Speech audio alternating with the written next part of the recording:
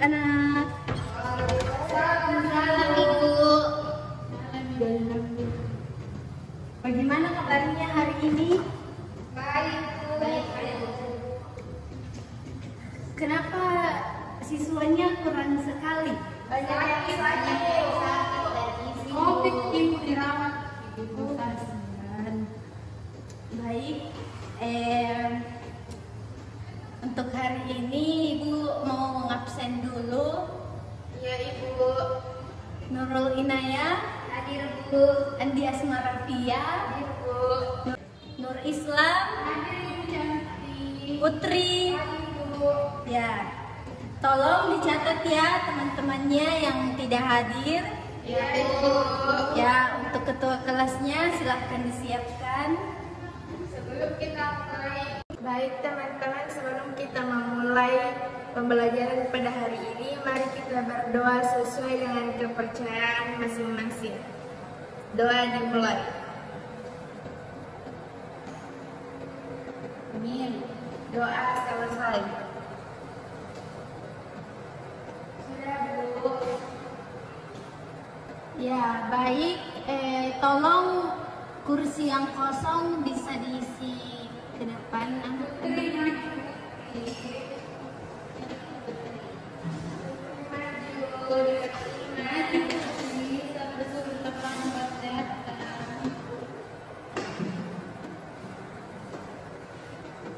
Nah, pada hari ini, apakah anak-anakku masih mengingat materi apa yang sudah dijelaskan oleh Ibu pada minggu lalu? Saya Ibu. Silahkan ya. Ekosistem Ibu. Nah, benar sekali. Sekarang Ibu mau tanya, apa saja komponen dari ekosistem itu?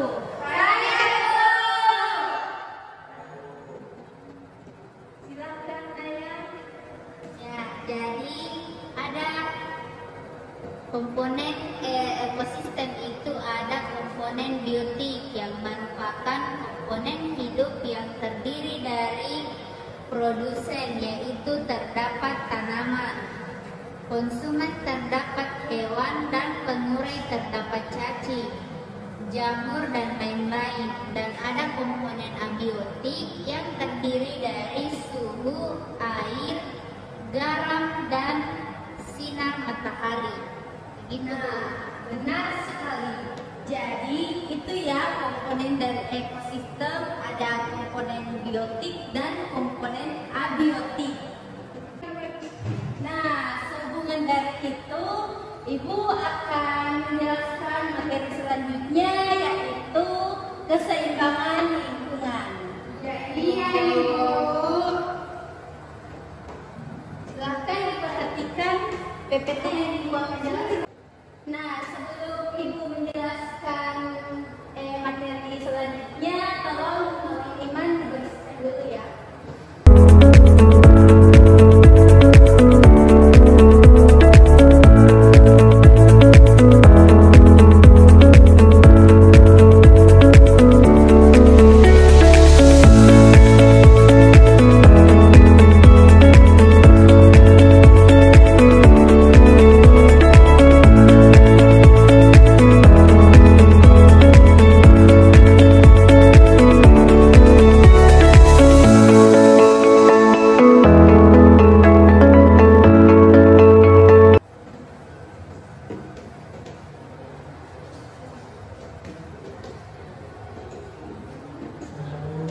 Ya, makasih ya.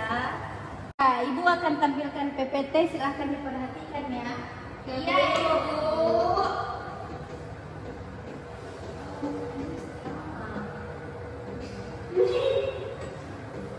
Nah, pada bagian Ibu kurang jelas. potong perbaikan. Nah, silahkan diperhatikan ya, anak. Pada bagian pendahuluan itu ada pentingnya keseimbangan lingkungan. Nah, keseimbangan lingkungan ini sangat penting ya untuk kehidupan kita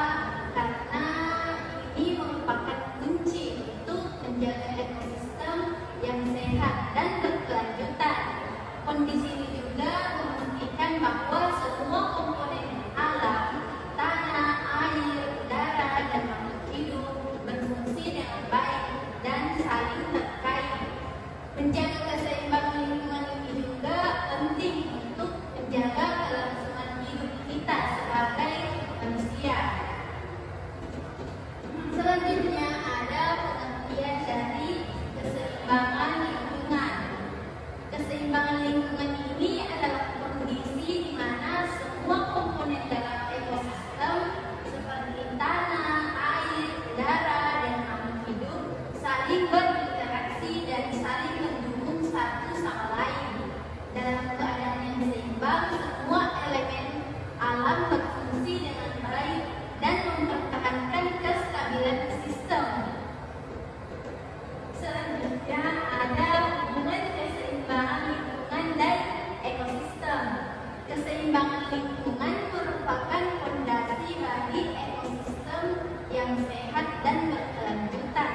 Dalam ekosistem yang seimbang, semua komponennya itu saling berinteraksi dan memelihara kestabilan sistem. Jika terjadi ketidakseimbangan, maka dapat mengganggu fungsi-fungsi ekosistem yang vital bagi kehidupan. Sampai sini ada yang ingin ditanyakan? Saya Bu. Ya, silakan. Izin bertanya Bu, kenapa kita harus menjaga lingkungan di sekitar kita Bu? Nah, bagus sekali ya pertanyaan dari Pia. Iya Bu. Jadi lingkungan itu sangat penting untuk kelangsungan hidup kita sebagai makhluk hidup. Karena apabila lingkungan tidak ada, maka manusia, kita semua, hewan dan tumbuhan itu tidak dapat bertahan hidup. Namun pada zaman sekarang itu kita mengalami kerusakan lingkungan yang diakibatkan oleh manusia yang tidak bertanggung jawab. Semoga berharap ya, semoga kalian semua tidak termasuk dari orang-orang yang tidak bertanggung jawab itu. Iya Bu. Lanjut ya. Saya mau bertanya. Nah, selanjutnya ada komponen-komponen penting dalam keseimbangan lingkungan. Nah, komponen penting dalam keseimbangan lingkungan itu ada 4. Yang pertama itu sumber daya alam yang merupakan tanah, air, udara, dan juga mineral untuk menjaga ketersediaan hidup agar tetap mencukupi kebutuhan sehari-hari. Yang kedua itu ada keanekaragaman hayati, yang dimana spesies tumbuhan dan hewan menjaga stabilitas ekosistem dan mendukung siklus alam yang seimbang. Yang ketiga itu ada interaksi makhluk hidup, yang merupakan hubungan saling ketergantungan antara produsen, konsumen, dan dekomposer menjadi kunci keseimbangan ekosistem. Dan yang terakhir itu ada seleksi alam. Maaf, ada siklus alami yang merupakan proses-proses alamiah seperti siklus air, daun karbon, dan rantai makanan yang harus berjalan lancar untuk menjaga keseimbangan. Selanjutnya yaitu dampak ketidakseimbangan lingkungan. Nah, pada dampak ketidakseimbangan lingkungan ini ada 4. Yang pertama itu kerusakan ekosistem. Nah, selanjutnya yaitu ada dampak ketidakseimbangan lingkungan. Nah, di sini dampaknya itu ada 4. Yang pertama itu kerusakan ekosistem, yang merupakan ketidakseimbangan lingkungan yang dapat merusak struktur dan fungsi ekosistem seperti kehilangan keanekaragaman hayati, degradasi lahan, dan pencemaran air dan udara. Yang kedua itu ada ancaman bagi manusia. Nah, lingkungan yang tidak seimbang dapat mengancam kesehatan dan kelangsungan hidup makhluk hidup, termasuk manusia, melalui penyakit, kelangkaan sumber daya, dan bencana alam yang meningkat. Yang ketiga yaitu gangguan pada siklus alami. Ketidakseimbangan ini dapat mengganggu siklus alami rantai makanan yang memiliki dampak luas terhadap seluruh ekosistem. Dan yang terakhir itu ada implikasi sosial ekonomi yang merupakan lingkungan yang tidak seimbang dapat memicu konflik, migrasi dan kemiskinan serta menurunkan produktivitas dan kesejahteraan masyarakat. Nah, sampai di sini ada yang ingin ditanyakan? Saya Bu, ya silakan. Jadi apa yang akan terjadi jika manusia tidak menjaga keseimbangan lingkungan? Ya, bagus sekali ya pertanyaannya. Jadi, apa yang akan terjadi dari jika manusia tidak menjaga ketidakseimbangan lingkungannya? Nah, dampaknya itu akan kembali kepada kita ya, karena akan menimbulkan kerusakan yang sangat berbahaya. Contohnya itu timbulnya penyakit pernafasan yang diakibatkan oleh polusi.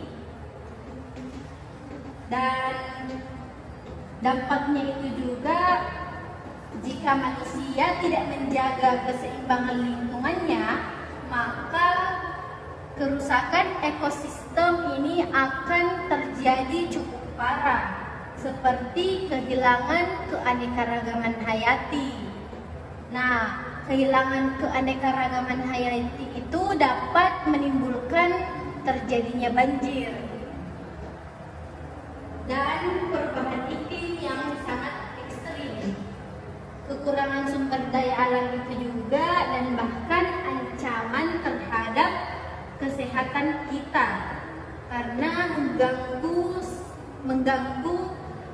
Nah, pada dampaknya itu juga dapat mengganggu penyakit kulit karena paparan zat kimia yang berbahaya dan penyakit infeksi seperti malaria dan demam berdarah. Seperti itu ya anak-anakku. Apakah dapat mengerti dari penjelasan Ibu? Nah, selanjutnya Ibu lanjutkan saja ya. Adapun faktor-faktor yang mempengaruhi keseimbangan lingkungan itu, yang pertama ada aktivitas manusia. Nah, pada aktivitas manusia ini seperti ekspansi pembangunan, eksploitasi sumber daya alam, polusi, dan perubahan iklim yang disebabkan oleh manusia yang dapat menyebabkan keseimbangan lingkungan. Yang kedua itu ada kondisi alam, bencana alam seperti banjir, kekeringan, gunung meletus, dan gempa bumi yang dapat mengubah struktur dan fungsi ekosistem secara signifikan. Yang ketiga itu ada teknologi. Nah, pada zaman sekarang itu kemajuan teknologi jika tidak dikelola dengan baik dapat menimbulkan dampak yang negatif terhadap lingkungan seperti pencemaran dan degradasi sumber daya alam. Yang keempat yaitu ekonomi dan kebijakan. Praktik ekonomi yang tidak berkelanjutan serta kebijakan yang kurang mempertimbangkan aspek lingkungan dapat mengganggu keseimbangan ekosistem. Nah, upaya kita dalam menjaga keseimbangan lingkungan itu banyak caranya, seperti daur ulang, yaitu mengurangi dan menggunakan kembali dan mendaur ulang sampah yang dapat mengurangi beban lingkungan dan menjaga siklus materi yang seimbang. Yang kedua itu energi terbarukan yang beralih ke sumber energi yang lebih ramah lingkungan seperti energi surya, angin, dan air yang dapat mengurangi emisi dan dampak negatif terhadap ekosistem. Yang ketiga yaitu konservasi alam yang merupakan yang melindungi dan melestarikan area-area alam seperti hutan. Yang ketiga yaitu konservasi alam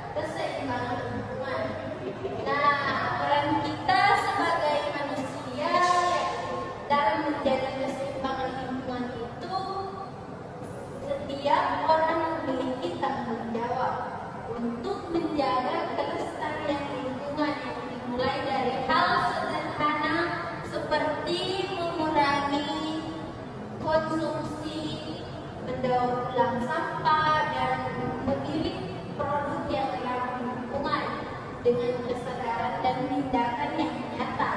Jadi setiap individu ini dapat mulai melakukan perubahan menuju lingkungan yang lebih seimbang. Masyarakat juga memiliki peran dalam melestarikan lingkungan yang terlibat dalam kegiatan konservasi yang mendukung kebijakan hijau dan mengedukasi generasi muda adalah beberapa contoh kontribusi masyarakat kemitraan antara pemerintah, swasta dan masyarakat sipil yang diperlukan untuk mengimplementasikan solusi jangka yang panjang. Nah, kesimpulan dan harapan ke depan bagi kita sebagai makhluk hidup, semoga kalian semua dapat menjaga keseimbangan lingkungan ini yang merupakan tanggung jawab bersama yang mendesak untuk dilakukan. Kesadaran dan aksi nyata dari semua pihak, baik pemerintah, swasta maupun masyarakat, diperlukan untuk mencapai lingkungan lestari yang berkelanjutan ke masa depan. Nah, seperti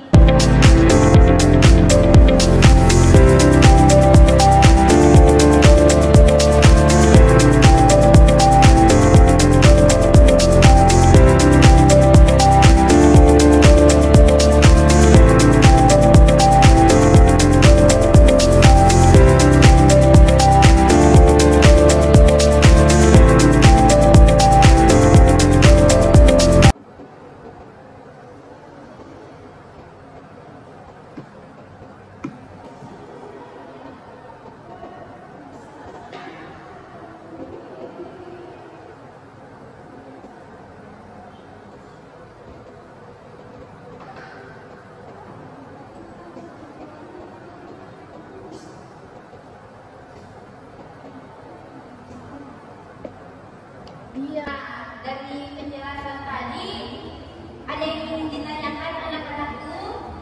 Jelas, Bu? Nah, baik.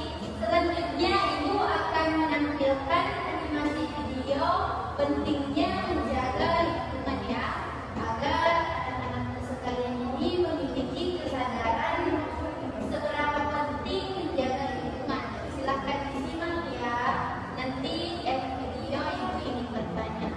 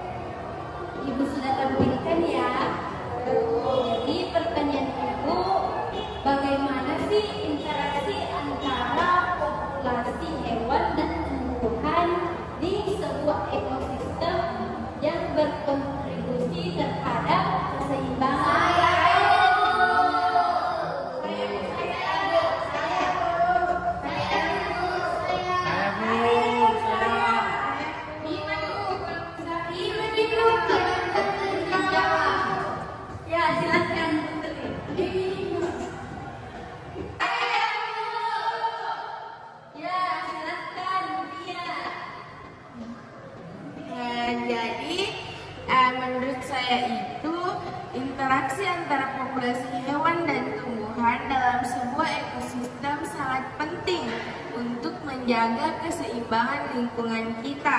Nah, hewan itu memakan tumbuhan dan mengatur populasi tumbuhan dan membantu dalam penyebaran biji.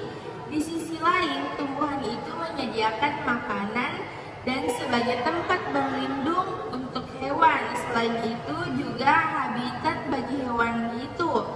Nah, kolaborasi inilah yang membantu menjaga siklus nutrien, kestabilan iklim, dan keanekaragaman hayati. Begitu, Ibu.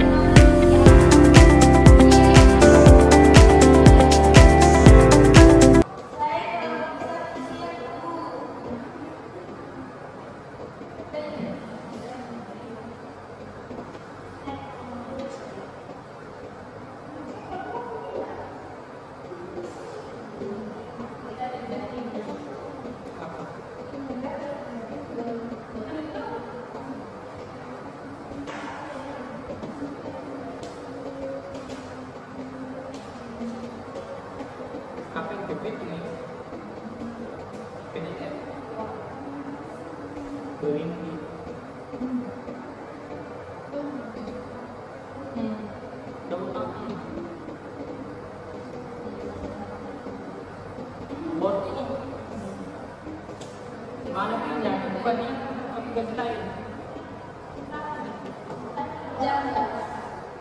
Ya, silakan Pia, silakan presentasikan ya. Naik ibu atau ya, naik saya.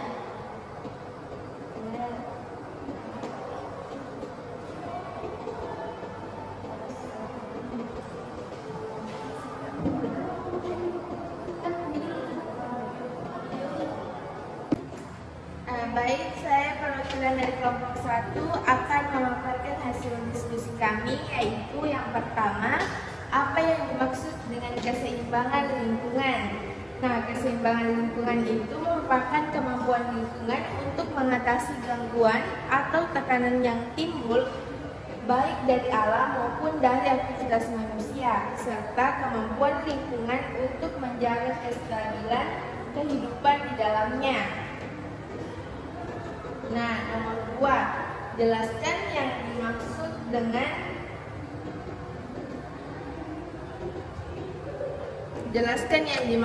dengan daya letting lingkungan. Daya letting lingkungan itu merupakan kemampuan untuk dapat pulih kembali setelah terjadi gangguan terhadap lingkungan.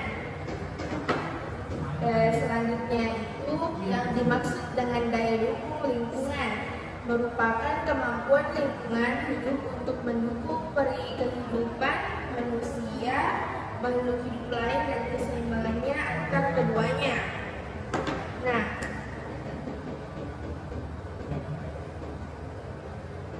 jelaskan yang dimaksud dengan perubahan lingkungan dan faktor apa saja yang dapat merusaknya. Perubahan lingkungan adalah perubahan atau gangguan terhadap lingkungan hidup yang paling sering disebabkan oleh pengaruh manusia dan proses ekologi alam. Biasanya itu seperti banjir, akibat dari manusia yang kurang menjaga kelestarian lingkungannya. Selanjutnya itu terkait kapan keseimbangan lingkungan akan tetap stabil dan juga tetap terjaga.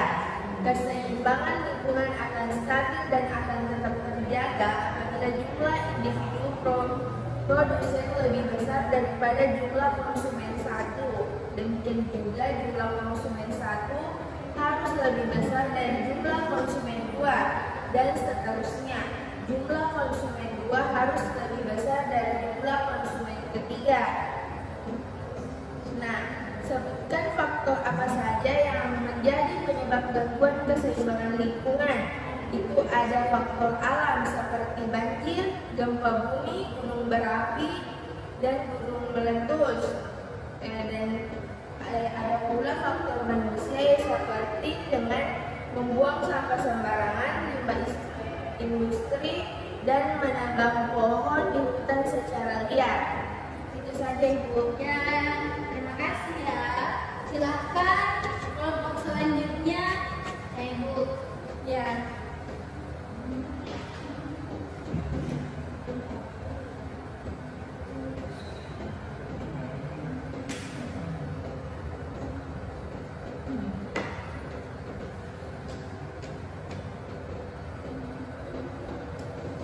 Baik, saya perwakilan dari kelompok 2 akan mempresentasikan hasil diskusi kelompok kami, yaitu yang pertama, apa yang dimaksud dengan keseimbangan lingkungan. Jadi keseimbangan lingkungan itu adalah kemampuan lingkungan untuk mengatasi gangguan atau tekanan yang timbul baik dari alam maupun dari aktivitas manusia, serta kemampuan lingkungan untuk menjaga kestabilan kehidupan di dalamnya. Nah, selanjutnya ada jelaskan yang dimaksud perubahan lingkungan dan faktor apa saja yang merusaknya.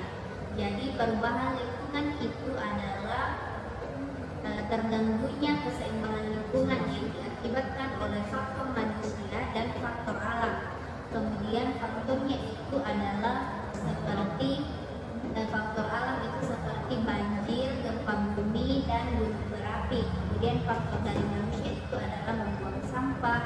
berindustri dan menebang hutan secara liar. Kemudian nomor 3, kapan keseimbangan lingkungan akan tetap stabil dan juga tetap terjaga. Nah, apabila setiap komponen yaitu baik komponen abiotik maupun biotik itu seimbang. Nah, nomor terakhir adalah sebutkan dan jelaskan 2 faktor penyebab gangguan keseimbangan lingkungan. Nah, di sini faktor keseimbangan lingkungan itu, penyebab gangguan keseimbangan lingkungan itu ada dari faktor manusia dan faktor alam. Nah, faktor alamnya itu contohnya seperti gempa bumi dan banjir. Kemudian faktor dari manusia itu adalah membuang sampah sembarangan dan menebang hutan secara liar. Sekian dari kelompok selanjutnya, silakan.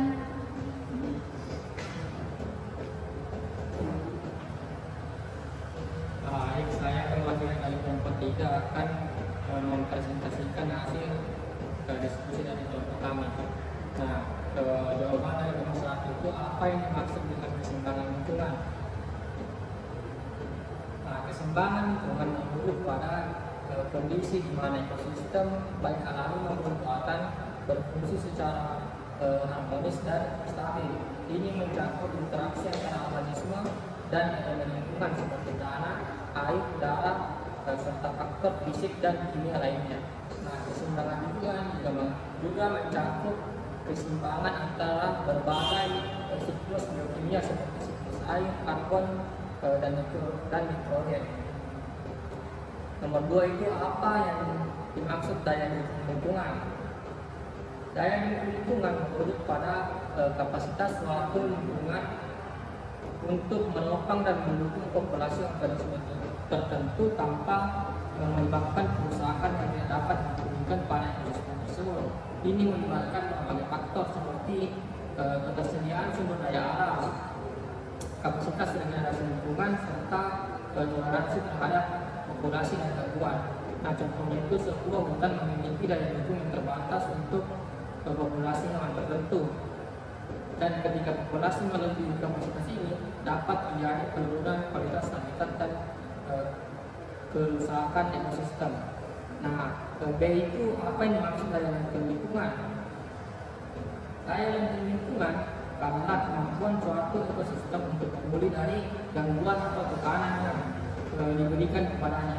Ini mencakup kemampuan ekosistem untuk memperbaiki dan mengembalikan fungsi serta struktur setelah mengalami gangguan seperti kebakaran hutan, banjir, atau aktivitas manusia yang merusak ekosistem. Yang ke C itu jelaskan apa yang dimaksud perubahan lingkungan dan apa saja yang dapat merusaknya. Nah, perubahan lingkungan adalah perubahan yang terjadi dalam komposisi, struktur atau fungsi lingkungan alami. Faktor-faktor yang merusak perubahan lingkungan meliputi aktivitas manusia seperti deforestasi atau perubahan hutan, polusi udara dan air, dan urbanisasi. Nah, perubahan iklim ada juga contoh lain seperti perubahan iklim yang dipicu oleh emisi gas rumah kaca seperti karbon dioksida dan metana yang dapat menyebabkan pemanasan global, perubahan pada cuaca dan kenaikan permukaan laut. Nah, itu saja dari kelompok kami. Saya kembalikan ke Ibu. Terima kasih ya. Nah, dari jawaban yang kalian paparkan bisa ya dimengerti dan boleh KPD-nya dibawa pulang untuk belajar. Iya, Bu. Jadi selanjutnya sebagai penutupan Ibu ingin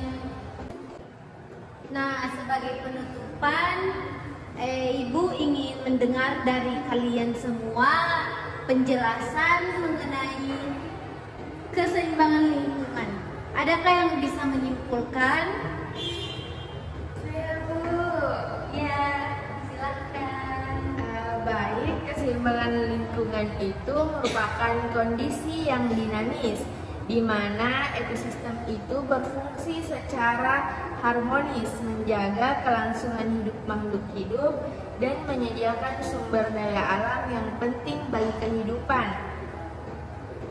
Nah, ini melibatkan interaksi kompleks antara komponen biotik dan komponen abiotik dalam suatu lingkungan. Untuk menjaga keseimbangan ini diperlukan tindakan proaktif seperti pelestarian habitat, lingkungan, serta sumber daya alam secara berkelanjutan, Ibu. Nah, benar sekali. Terima kasih ya. Semoga anak-anakku dapat dimengerti ya dari penjelasan temannya. Baik, untuk minggu depan Ibu akan memberikan kuis. Nanti Ibu kirim materinya ya, dan dipelajari dengan baik. Sekian dari Ibu. Assalamualaikum warahmatullahi wabarakatuh. Waalaikumsalam.